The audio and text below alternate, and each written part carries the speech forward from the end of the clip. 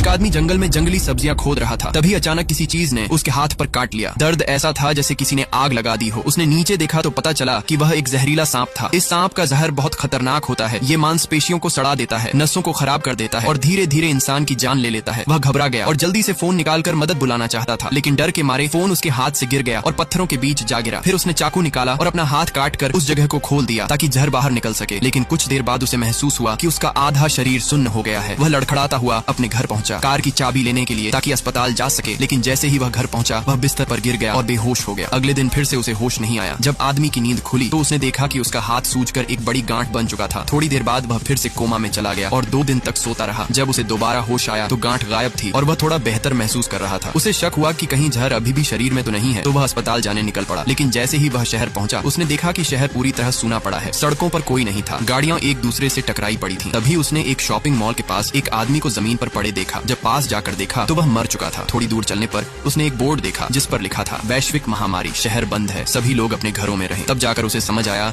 कि क्या हो गया है। उसे तुरंत अपने माँ बाप की याद आई और वह तेजी से गाड़ी चलाकर उनके घर पहुंचा। जब वह पहुंचा तो वहाँ भी सब कुछ शांत और वीरान था। घर के अंदर से बदबू आ रही थी। वह अंदर गया तो देखा कि उसके पापा बिस्तर पर मरे पड़े थे और माँ बाथरूम के पास मरी पड़ी थी। खाने की मेज पर रखे फूल सूख चुके थे और केले सड़ चुके थे। उन्हें मरे हुए 1 हफ्ते से ज्यादा हो गया था। वह बहुत देर तक मेज पर बैठकर रोता रहा। बाद में उसने आंगन में एक कब्र खोदकर अपने माता पिता को दफनाया। फिर वह चर्च गया जहाँ की हर सीट पर लाशें पड़ी थी। उसने शहर के और हिस्सों में जाकर देखा लेकिन कोई जिंदा नहीं मिला। फिर उसने मॉल से एक शॉपिंग कार्ट में बंदूक, कुछ गोलियां, एक पिस्तौल और चाकू लिया और चल पड़ा। वह शहर से बाहर निकलना चाहता था लेकिन रास्ता बंद मिला। वहाँ लोहे और सीमेंट की चादरें लगी थी। काफी देर बाद उसे एक दूसरा रास्ता मिला। इस बार उसने अपनी आंखें बंद कर ली और 130 मील प्रति घंटे की रफ्तार से गाड़ी दौड़ा दी। उसने सोचा कि अगर आगे कोई रुकावट आई तो वह यहीं मर जाएगा, लेकिन खुशकिस्मती से रास्ता साफ था और वह लास वेगास पहुंच गया। ये शहर पहले जैसा नहीं था, बहुत शांत था। कोई पैदल नहीं दिखा, कोई शोर नहीं था। वह एक होटल में गया जहाँ सब कुछ चालू था, लाइट, लिफ्ट, गेम्स, लेकिन कोई इंसान नहीं दिखा। उसने नहाया, कपड़े बदले और वाइन का गिलास लेकर जैसे ही एक घूंट लिया किसी की आवाज सुनाई दी। वह चौंक गया। फिर वहाँ एक आदमी और एक महिला उसके पास आए। बातचीत में पता चला कि वे दोनों भी यहाँ फंसे हुए हैं और पहले एक दूसरे को नहीं जानते थे। उस आदमी ने बताया कि यह सब एक रहस्यमय वायरस के कारण हुआ जो बहुत तेजी से फैला। सरकार की दी गई वैक्सीन भी झूठ थी, इसलिए लाशों को गुप्त रूप से दफनाना पड़ा। महिला ने कहा कि शायद वे तीनों इसलिए जिंदा बचे हैं